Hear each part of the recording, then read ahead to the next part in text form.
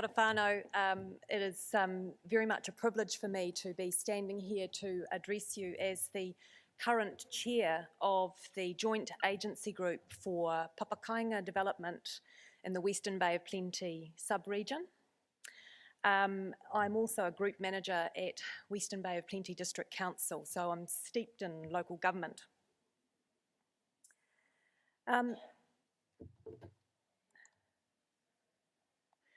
Before I talk about how the Joint Agency Group came to be, and generally how our approach to developing Papakainga has evolved over the years in Western Bay, I want to look back to a time before March 2006, where we had, as agencies and as councils, absolutely no joined-up approach, no collaboration. Council staff didn't understand Māori land court processes, Māori Land Court didn't understand council processes, and in the middle of this were those whānau, those Māori land trusts who were brave enough to approach agencies or councils and ask for information about how to realise their Papakainga dreams. And it would be fair to say that oftentimes those dreams were dashed. Our whānau were pushed from pillar to post, confused, not knowing where to start or who to speak to first. So the JAG emerged from a memorandum of understanding that was signed in 2006 with some agencies at that time. And fundamentally it was about recognising that in order to provide a true support service, a true navigation service, the agencies and the councils had to start speaking to each other. We had to first understand each other's processes in order to be truly collaborative. So what gave purpose to our collaboration was a desire to document what we thought, what the JAG members at the time thought were the key steps in the Papakainga development process. And with the assistance of two local land trusts at the time, lots of effort and energy went into developing this. This is Te Kete Paraha mō ngā Papakainga, or the Papakainga Toolkit. And this is still, to this day, after many, many years of development, this is still the foundation resource for the Joint Agency Group. And I would encourage you to visit the stand over there where you can have a good thumb through this.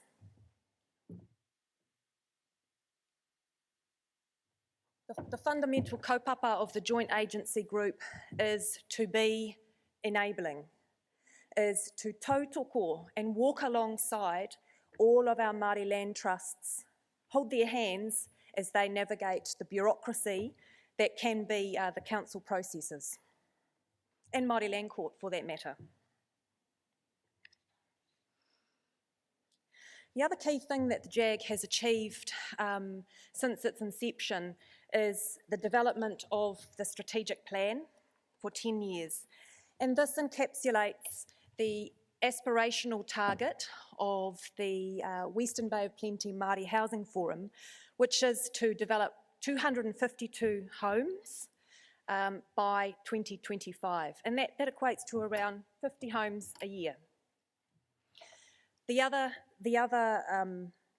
advantage of developing a strategic plan is that it has proved invaluable in terms of leverage particularly for the three councils in agreeing to fund, at least for the next 3 years, the Joint Agency Group to ensure its ongoing sustainability. So it has been a very important step for us to take, particularly as the councils in this rohe. Just very quickly, this is the JAG structure visually. So it is made up of Te Puni Kōkiri, the three councils in the Western Bay, and the Māori Land Court. We have a strategic alliance with the Western Bay of Plenty Māori Housing Forum, and the key tools or resources, which Victoria will speak to more shortly, that have emerged from the JAG are the Papakainga workshops, supported by the Papakainga Toolkit, and the funding, the collaborative funding by the 3 councils of the JAG facilitator role.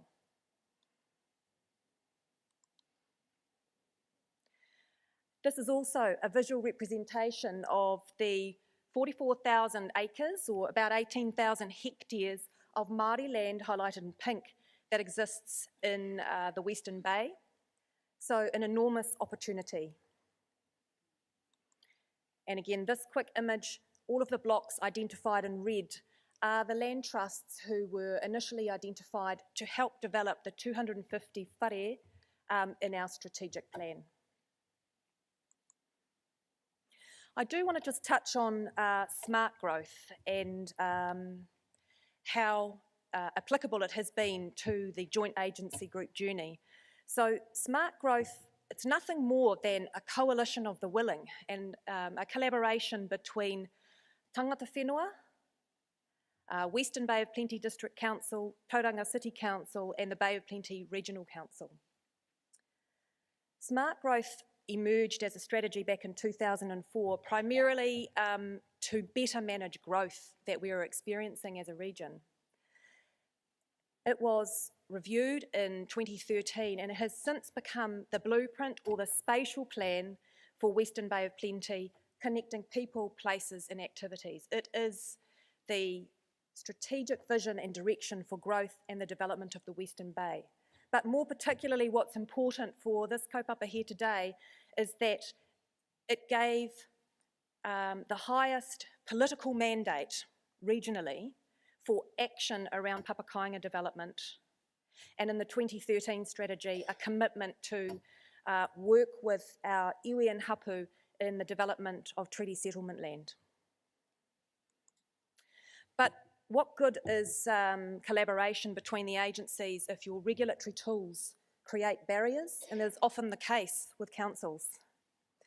So what Smart Growth also gave us a mandate to as territorial local authorities and as a regional council was to critically look at our district plans and our city plan, in the case of Tauranga City, to look at ways of being much more enabling, much less prescriptive. And so what resulted for the 2 territorial local authorities was an alignment of our planning provisions and much greater flexibility around the number and where Papakainga could be developed. Alongside that, the Regional Council responded with changes to its on-site effluent treatment plan by recognising the uniqueness of Papakainga and enabling more innovation around on-site effluent treatment approaches. And I guess one perhaps unintended consequence that has come from collaboration, particularly of the councils in this space, is more flexibility in relation to financial contributions and development contributions. And what I mean by that is the ability for our trusts to work with their councils to determine deferred payment processes or payment by instalment, or in the case of the Western Bay, an incentivised process whereby if our land trusts participate in the Papakainga workshop series and complete it, then there is an incentive through a significant discount to financial contributions. So at this point I'm going to hand over to Vic, who will talk about the operational context.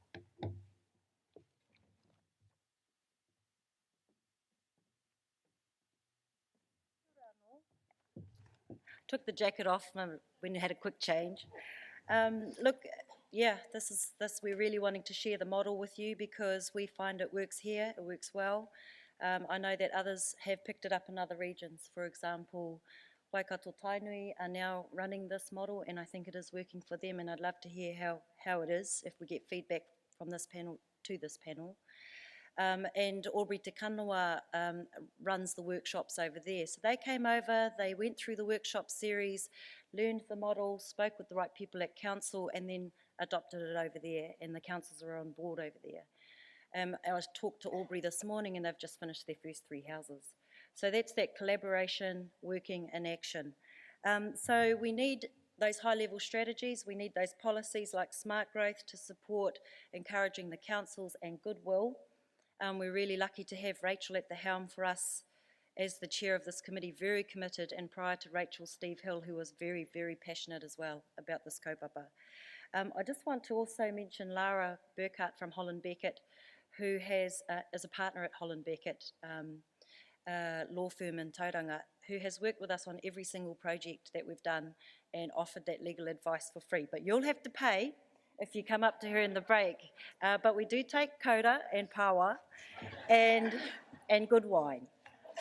So we take it from a high level, policy level, into the councils, that's the collaboration happening, and then we have to operationalise it. So that's what we're talking about here.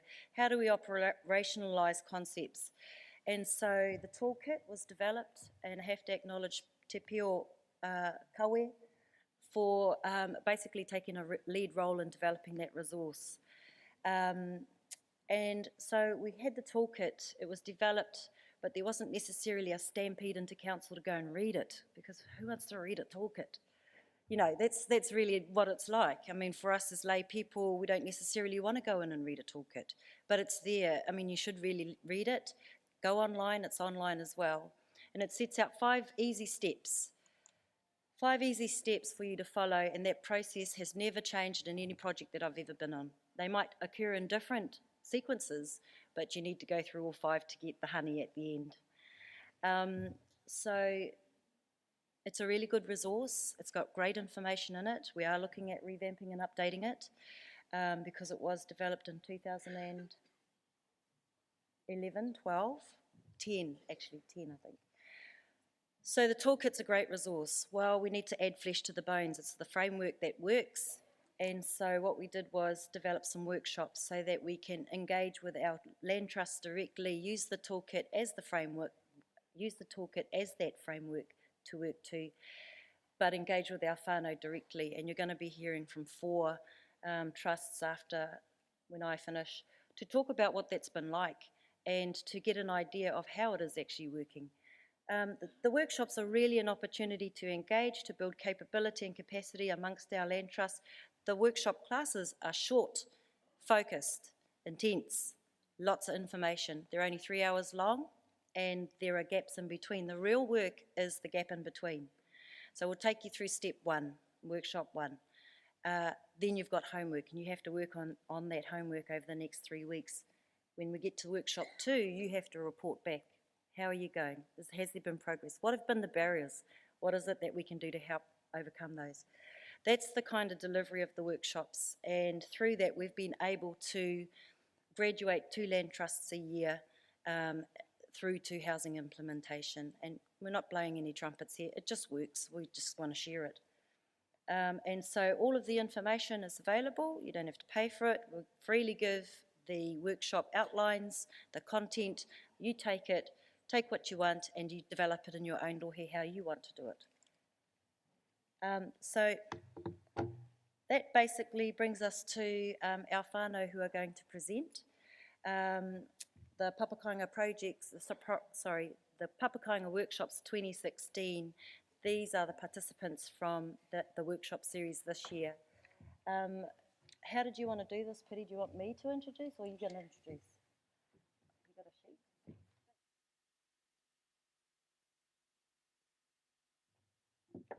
Well, oh, my apologies, sorry. Oh, sorry, apologies. Kaihua whānau. I'm very sorry, I jumped ahead because I'm so mindful of the time. Papakainga projects to date from the workshops. Okay, I'm going to flick you through some photographs just to show that, yes, they are working. That's our kuia. Beautiful, look. Lovely. Yeah. Now, okay, and then some information around what's been achieved. So from 2010, sorry, it's not that clear for you out there, it's a bit small, but from 2010 to 2014, we have built, the capital injection from those projects, this was something we presented to council to encourage them to resource these kinds of collaborative initiatives to show that we bring pūtea into the region, that we donate the land, and there's the value of the land, 12.25 million. that we bring a capital injection as well to the region and we grow the national gross domestic something. 14.1 million. But it's good. You've got to arm yourself with these numbers because that's what makes councillors listen. So if you go in and say, we bring in this much money, you should put in X amount. That's how that conversation went. Hence the future resourcing for the next 3 years from the councils. So just sharing with you a strategy there. So homes have been built from 2010 to 2014, and just recent updates, this is from 2015 through to where we're strategically looking 2017. So, you know, just quick calculations there, 24, you know, we're looking at 120, 140 homes by 2017, 2018, between 25 and 2017. Just want to say that our strategy aligns with the national strategy, Māori housing strategy. It's important that we support that. A lot of work went into the National Māori Housing Strategy, and when we get to day 3 and start looking at the workshops, strategic workshops, then we really want you to participate because we're going to take each of those 6 po up there, give you one each in terms of the 6 workshops, and we want your feedback. How is that po working? How are you seeing it work in your community? What are the barriers in relation to that? And I think you've got a questionnaire in your pack as well. If you can't make the workshops that you want to, or you can't make them at all, then we're still interested in your views. Please fill out that questionnaire.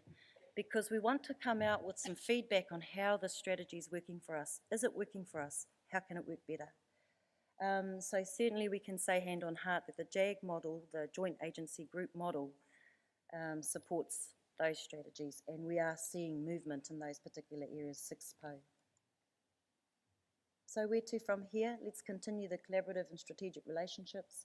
Let's increase our Papakainga housing. Let's start looking at large scale affordability. Scale means more efficient, more affordability. We do need to measure how we're performing. You know, as building more houses, serving our people, what else can we be doing to make it a better experience and support around that? I think it's time that we saw more research coming out as well around the needs of housing needs of Māori. I've got Western Bay, but that's everywhere, and I think there should be a concerted investment come from Te Puni Kōkiri and other agencies to support that research to occur, so we can make the case that we need to make to government for more pūtea and whatever else we need.